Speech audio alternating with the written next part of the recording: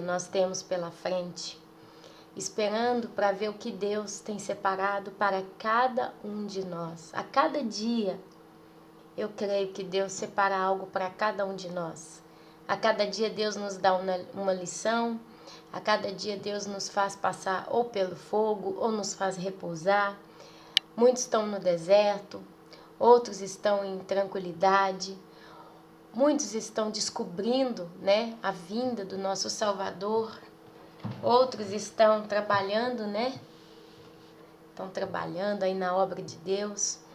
Mas cada um de nós, a cada dia, recebemos algo. Algo da vida, algo de Deus, algo daquilo que Ele planejou para nós. E eu hoje quero ler com os irmãos, eu quero começar a ler aqui alguns assuntos relacionados no livro de Apocalipse. Eu sinceramente não sei se esse tema ainda agrada aos irmãos, porque eu particularmente tenho já tantos anos que eu estou lendo, profecias, Apocalipse e tudo mais. E a gente vê que é uma das mensagens mais faladas, pelo YouTube afora aí ultimamente. E parece que já virou um assunto um pouco gasto, cansativo, mas enquanto a gente está aqui, enquanto Deus nos permite ainda estar nesse mundo, eu acho que sempre é bom falar do Apocalipse, sempre é bom estudar o Apocalipse. Tem sempre alguém que ainda não escutou. Tem sempre alguém que ainda não viu nada. E Deus, Ele está sempre atualizando, o sistema espiritual dele. Ele está sempre trabalhando, Ele está sempre trazendo novas almas para o reino. Então, por isso que eu quero falar do Apocalipse. Nós estamos vivendo um tempo apocalíptico. Melhor ainda, então, por isso falar do Apocalipse. Os sinais estão aí. Os sinais lá de Mateus capítulo 24, se você ler, estão todos aí. Se você ler também Joel capítulo 2, vai acrescentar mais ainda em Mateus 24. Então aquilo que está lá já está acontecendo. Mas eu queria ler com vocês aqui hoje e deixo no ar uma pergunta, dentro do que a gente simplesmente vai ler. Será que isso que nós vamos ler hoje já está acontecendo? Então eu quero começar em Apocalipse, capítulo 6, do versículo 9 em diante. O versículo 9, ele está referindo-se ao 5º selo. Depois nós vamos passar pelo 6º selo e vamos continuar aí, tá? Deus vai trazendo para nós aquilo que tem que ser trago. Por que eu quero começar do 5º selo? Porque depois eu quero ler o versículo 9 do capítulo 7, tá? Então, eu quero discutir isso aí hoje. Espero que Deus traga entendimento a todos nós. Amém? Em primeiro lugar, meus irmãos, para quem tem acompanhado esse canal já há algum tempo, já sabe que nós procuramos focar muito a Bíblia. Nós procuramos pegar tudo que a Bíblia nos diz e a gente procura se orientar pela palavra de Deus. Porque é essa palavra que tem despertado milhares e milhares de pessoas no mundo inteiro. É lendo a palavra de Deus que o Espírito Santo fala conosco. E a gente tem que focar nela, principalmente nos dias em que se seguem. Realmente ter uma devocional com o Senhor todos os dias. Ler 10 minutos, 15 se você pode, mas pelo menos 5 minutos por dia. E quando você sentar para ler aqueles minutos que você consegue ler disponíveis, você não vai simplesmente ler, mas você vai meditar na palavra de Deus. Você vai degustar cada palavrinha que está escrita ali, com o coração aberto e disponível para entender o que Deus está falando através daquilo que você está lendo. Eu creio que o maior profeta, o mais sério profeta que existe nos tempos atuais se chama o Evangelho, a palavra de Deus, a Bíblia. Não a pessoa A, ou a pessoa B, ou a pessoa C, por mais que ela fale. Mas o maior profeta é a Bíblia. É aqui que você vai pensar, você vai ler e você vai refletir. E você vai comparar com o tempo em que você está vivendo. É uma questão de lógica. Você compara, se aquilo que você lê bate com o que está acontecendo, você pode entender, eu estou nesse período profético que a profeta Bíblia está me falando. Mas se quando você lê uma coisa e você compara, como nós vamos fazer aqui agora, claramente você vê que ainda não está acontecendo, dá-se a entender que então nós ainda não estamos naquela fase. Eu me guio assim, e eu espero que os irmãos entendam isso que eu estou querendo dizer. Então o quinto selo começa. Quando ele abriu o quinto selo, Jesus abriu os selos, ok?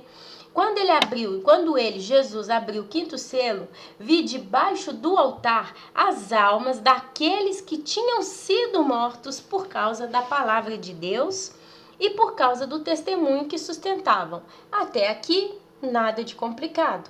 A gente sabe que ao longo da história, desde que a igreja começou, houve os mártires, né? Houveram os mártires. Os apóstolos foram os primeiros, todos aqueles que trabalhavam com os apóstolos, as igrejas que foram crescendo, foram se formando, com o tempo foram perseguidas. A gente tem aí a Inquisição da Igreja Católica, que devastou com muitos cristãos, foi a que mais rebentou com cristão. E tempo em tempo a gente tem visto, né? E agora, atualmente, a gente está vendo aí o Islã perseguindo os cristãos na África, no Oriente Médio. Então, é uma coisa que aqueles que tinham sido mortos, muitos já morreram. E esses que tinham sido mortos, eles clamaram em grande voz. Esse clamar em grande voz é como um coral de almas, clamando a Deus. E juntos, uma só voz. Então clamaram em grande voz, dizendo: até quando, ó soberano Senhor, santo e verdadeiro, não julgas, nem vingas o nosso sangue dos que habitam sobre a terra? Olha, eles dizem para Deus, eles estão ali, clamando a Deus. Quando que o Senhor vai fazer juízo? Quando o Senhor vai fazer justiça? Quando que o Senhor vai vingar o nosso sangue derramado? Significa, meus irmãos, que existe um clamor no céu daqueles que morreram martirizados, flagelados, diante do trono de Deus, dizendo: até quando? Até quando o Senhor vai esperar? O Senhor vai manter ainda a sua mão abaixada, né? Sem agir, sem julgar, sem perseguir. Se você para analisar, as pessoas que morreram, tá? Vamos falar aí no século passado, pelo menos, todos os que os mataram também já morreram. Por exemplo, todos os que perseguiram os apóstolos também já morreram. Aqueles papas, aqueles padres, aquelas freiras da época da Inquisição, aqueles guardas, capatazes e todo aquele pessoal que fez aquela equipe de martírio em massa de santos, todos já morreram. Então hoje já existe uma divisão de águas. Os mártires estão no céu, mas os seus assassinos já estão no inferno. Já estão num local onde tem choro e ranger de dentes. Ah, mas como que você tem certeza sobre isso, Ana? Basta você lembrar da história do Lázaro e do rico. Aquilo não é uma parábola, a Bíblia confirma que aquilo é uma história, um fato que Jesus contou. E a Bíblia diz da história do mendigo Lázaro, que vivia na porta da entrada da casa, da mansão, né, do rico. E o rico todo dia esbanjava, jogava comida fora. E o pobre, as moscas e os cães lambiam as suas feridas. Até que os dois morreram. O Lázaro, né, ele foi para o seio de Abraão, que seria o paraíso. E o rico foi para o local onde tem choro e ranger de dentes, ou o Hades, o inferno, né, o Sheol. E a Bíblia diz que o rico olha para cima e viu Lázaro lá, né, no seio de Abraão. E o rico levanta a mão e fala: Senhor, pai Abraão, meu pai Abraão. Quer dizer, o rico que estava no inferno tinha uma consciência que ele reconheceu o próprio Abraão. Pai Abraão, por favor, diga-me, dá-me um pouco de água, uma gota de água, porque ele estava já sendo afligido pelo fogo do inferno. Ali Abraão lhe conta: nem quem está aqui pode ir para aí, onde você está, e nem quem está onde você está pode vir para cá. Existe um abismo que nos separa. Isso, Jesus contando que isso foi antes do seu nascimento, isso foi antes que Jesus morresse na cruz e levasse cativo o cativeiro, ou levasse consigo o paraíso que antes da morte de Jesus estava no centro das profundezas da terra, a ponto que o salmista Davi diz que quantas vezes ele tinha medo de descer ao abismo, né? Que a alma dele iria para o abismo, alguma coisa assim.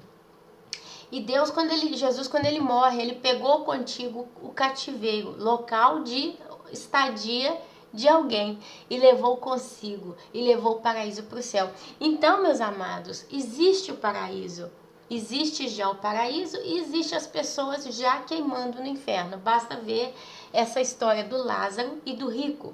Mas se você ainda não acredita, se você vai lá no período dos 40 dias no deserto, na época de Moisés, que tirou o povo do Egito, tem um momento que eles fazem um bezerro de ouro, ok? Eles fazem um bezerro de ouro. Quando Moisés desce do monte com as tábuas, né, dos 10 mandamentos, a lei, Deus fala para ele: o teu povo já se desviou, né? E ali quando Moisés chega, tem, né, aquela bagunça, aquele culto a um bezerro de ouro. A Bíblia conta que houve uma separação daqueles que se arrependeram, não sei, mas aqueles responsáveis por tal coisa. Se eu não me engano, eles caíram mortos e eles foram levados para o inferno. Tem uma outra passagem também de rebelião que eles fizeram sempre contra Moisés, que a Bíblia conta de um grupo de homens que quiseram também ser líderes, mais do que Moisés. Como Moisés, eles diziam, né? Por que só Moisés é líder? Né? Todos nós podemos ser líderes. E aí eles geraram um conflito, uma confusão. Eu sei que na história, Deus, ele simplesmente mandou Moisés até lá. Moisés falou que eles iam morrer porque eles tinham blasfemado contra Deus, não me lembro a história, mas o que está chamando a atenção é porque abriu-se um buraco no chão. A Bíblia conta que um buraco abriu no chão e eles foram jogados vivos no inferno. Eles, os filhos, a família, as casas, tudo que os pertencia. Deus simplesmente sugou eles todos para o buraco do inferno. Então, meus amados, essas almas, então, por quem que elas estão clamando? Por qual justiça? Uma vez que aqueles que os mataram, 99% já está no inferno. Então já existe um julgamento ali. Porém, eles ainda clamaram em grande voz, dizendo: até quando, ó soberano Senhor e santo e verdadeiro, não julgas nem vingas o nosso sangue dos que habitam na terra? Então aqui traz para nós uma chave dizendo que até quando não julgas nem vingas o nosso sangue dos que habitam na terra? Está falando de gente viva. Está falando de alguma coisa que ainda está em débito com a morte dos mártires. Eu acredito que esse sistema de perseguir os cristãos que nasceu lá na época dos apóstolos se estendeu de geração em geração e contaminou todo um sistema. E a Bíblia diz que a terra, o sangue dos mortos clamam por justiça na terra. Quando Caim matou Abel, a Bíblia diz que Deus ouviu o sangue de Caim que foi derramado, que clamava por justiça. Significa que essas pessoas que foram mortas, elas estão clamando por justiça. Significa que existe uma justiça, uma ira, uma punição que está para vir sobre os habitantes da terra, que vai pagar e vingar a morte dos mártires, a ponto que, continua aqui, então, versículo 11, capítulo 6, então a cada um deles foi dada uma vestidura branca, e lhes disseram, não foi Deus que disse, lhes disseram que repousassem ainda por pouco tempo, até que também se completasse o número dos seus conservos e seus irmãos que iam ser mortos, como igualmente eles foram. Isso significa que existe um grupo, um número determinado de pessoas que vão morrer martirizados. E aqui Deus, ele vai vingar todos a partir do momento que se completar o número. E o livro de Apocalipse descreve isso muito bem. Amém, meus irmãos? Então é só para dizer que existe clamor que chega diante do altar de Deus Todo-Poderoso 24 horas por dia. Existe um clamor que sobe até o céu, vindo da terra, daqueles que estão na terra, conscientes de quem é Deus e daquilo que nós queremos que Ele faça, a justiça. Mas existe também um clamor no próprio céu, debaixo do trono de Deus, da alma daqueles que foram mortos por amor à palavra de Deus. E Deus então os faz saber que enquanto o número dos mártires que vão ser mortos igualmente como eles não for completado, Deus não vai fazer justiça. Porém, Ele lhes entregou vestes brancas, que expressa o quê? A santidade, a paz, né? A liberdade de estar em Deus. Mas vamos continuar. Logo em seguida, no versículo 12, entra com o 6º selo. Então, o capítulo 6, ele descreve um evento narrado no céu. Olha só, João, o apóstolo, viu quando o Cordeiro Jesus Cristo abriu o quê? O 6º selo.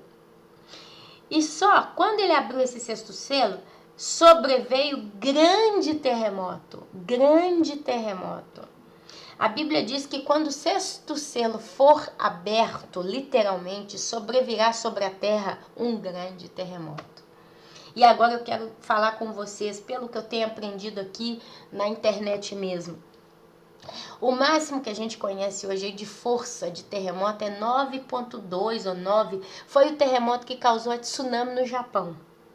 Foi de uma intensidade de 9 ou 9,2 ou 9,4, uma coisa assim.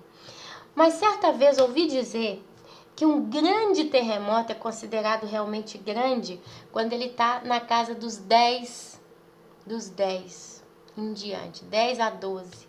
Diz que é um terremoto tão grande que o mundo inteiro se abala. Então, até agora, esse grande terremoto, como diz a Bíblia, parece que ainda não aconteceu. Aconteceu o terremoto do Nepal, que diz que inclusive se expostou um pouco, né? Acho que o monte lá se expostou, uma coisa assim. Tem acontecido terremotos aí na costa dos Estados Unidos, terremoto no México. Teve as tsunamis aí no ano de 2004 e 2011, foram grandes terremotos. Mas foram ainda todos em zonas localizadas. Se você volta no Nepal, o povo tá lá, tá vivendo ainda. Mas vamos continuar. O sol se tornou negro. O sol se tornou negro como saco de crina, e a lua toda como sangue.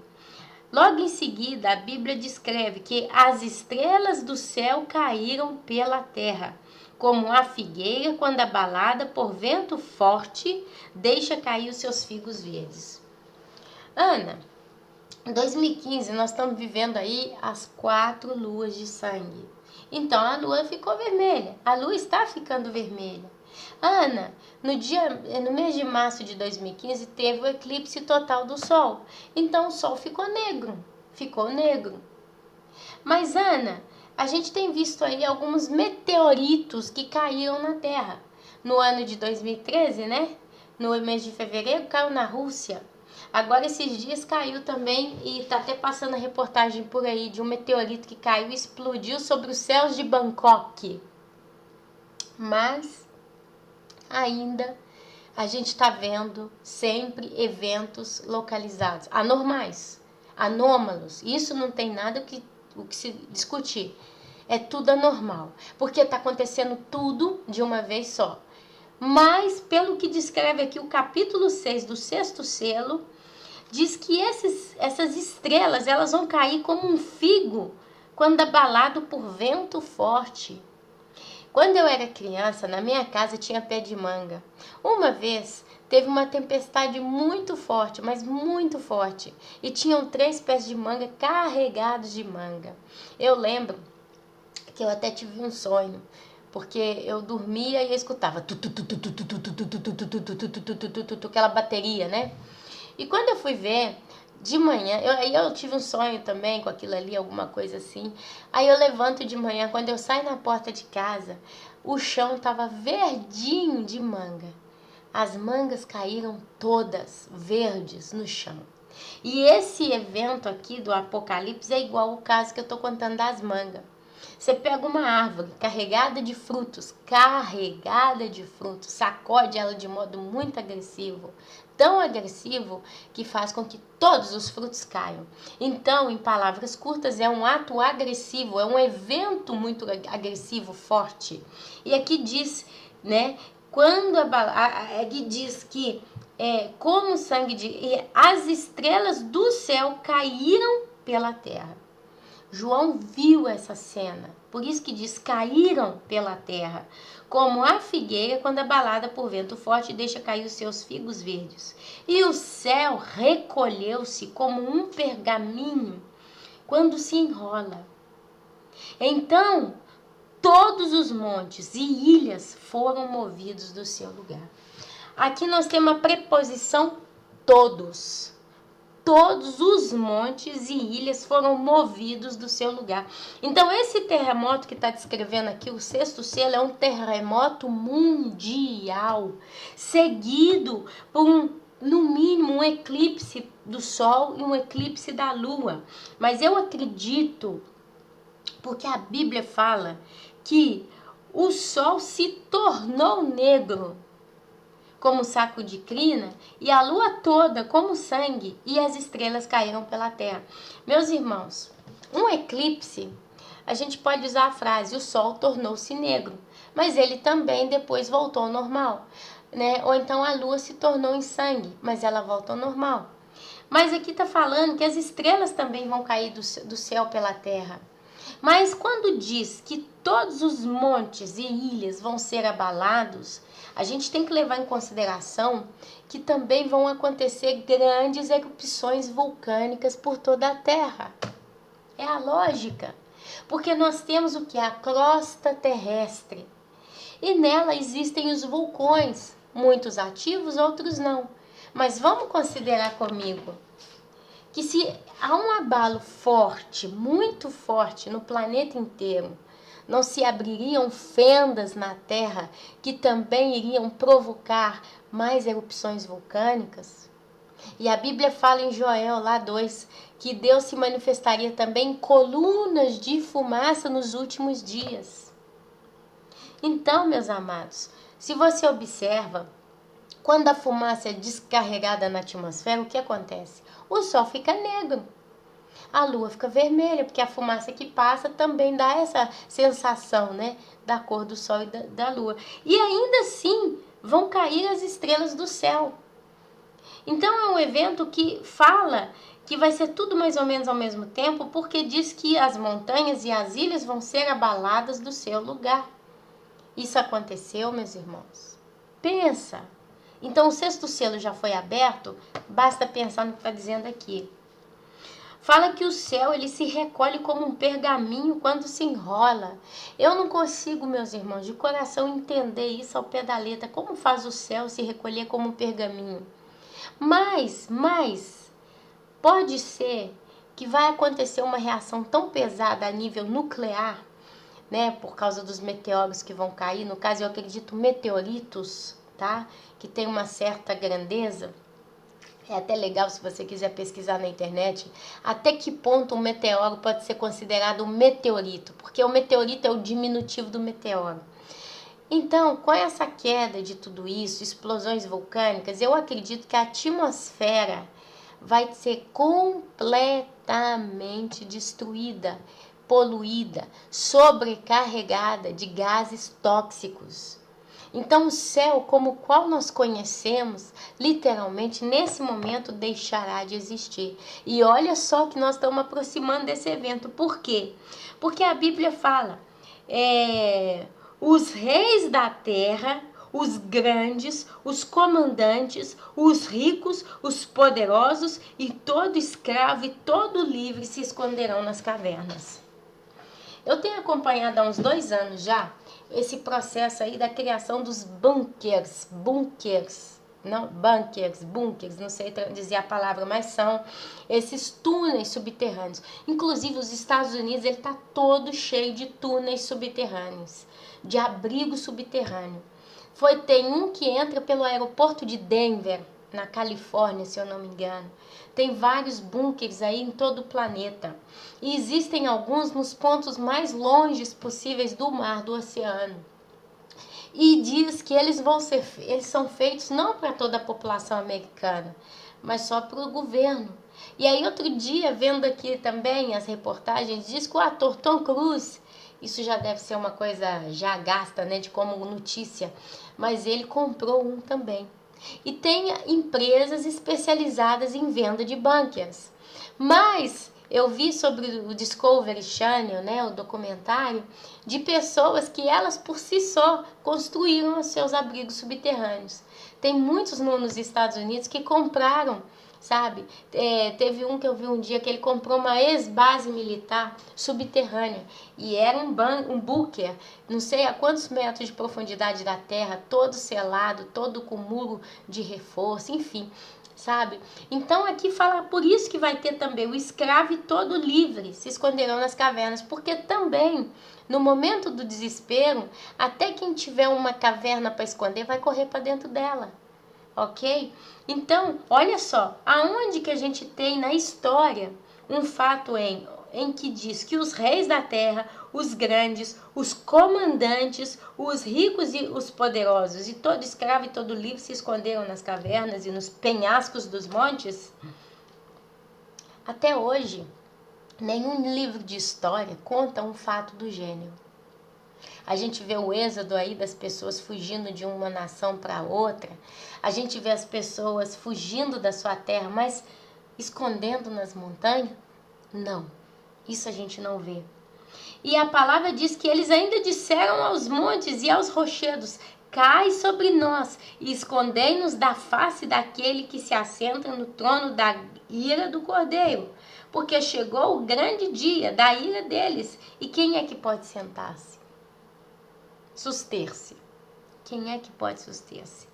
Finalmente, aqui com a abertura do sexto selo, vai ter esse reconhecimento global das pessoas que vão dizer para os montes caírem sobre eles. O desespero vai ser tão grande que é isso que vai acontecer.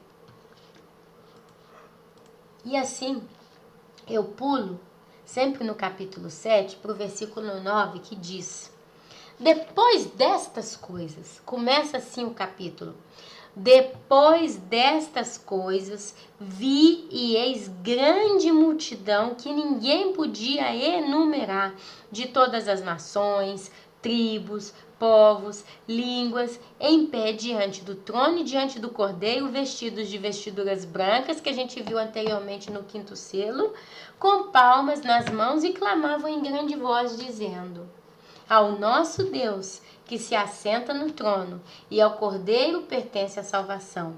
Todos os anjos estavam em pé rodeando o trono, os anciãos e os 4 seres viventes, e ante o trono se prostraram sobre o seu rosto e adoraram a Deus, e dizendo: amém, assim seja, o louvor e a glória, e a sabedoria, e as ações de graças, e a honra e o poder e a força, sejam ao nosso Deus, pelos séculos dos séculos. Amém. Um dos anciãos tomou a palavra dizendo: estes que se vestem de vestiduras brancas, que são e de onde vieram? Respondi-lhe: meu senhor, tu o sabes. Ele então me disse: são eles os que vêm da grande tribulação.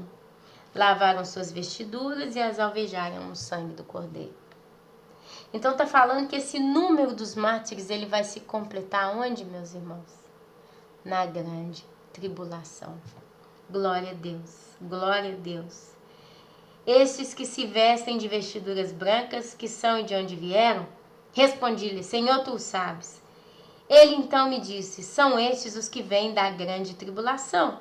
Lavaram suas vestiduras e as alvejaram no sangue do Cordeiro. Quer dizer, o sangue de Jesus, ele vai salvar até o final, meus irmãos. Tem gente que diz que na grande tribulação não vai ser salvo por Jesus, mas vai ser salvo só se não pôr a marca da besta. Mentira. Quem for salvo na grande tribulação vai ser salvo pelo sangue do Cordeiro. Não vai mais ser a noiva de Cristo, mas vai ser salvo sempre pelo sangue do Cordeiro. Porque a Bíblia diz, Jesus relata quando ele fala: eu sou o caminho, a verdade e a vida. Ninguém vem ao Pai senão por mim. Glória a Deus. Como que a Bíblia se confirma, né? Razão porque se acham diante do trono de Deus e o servem dia e noite no seu santuário. E aquele que se assenta no trono estenderá sobre eles o seu tabernáculo.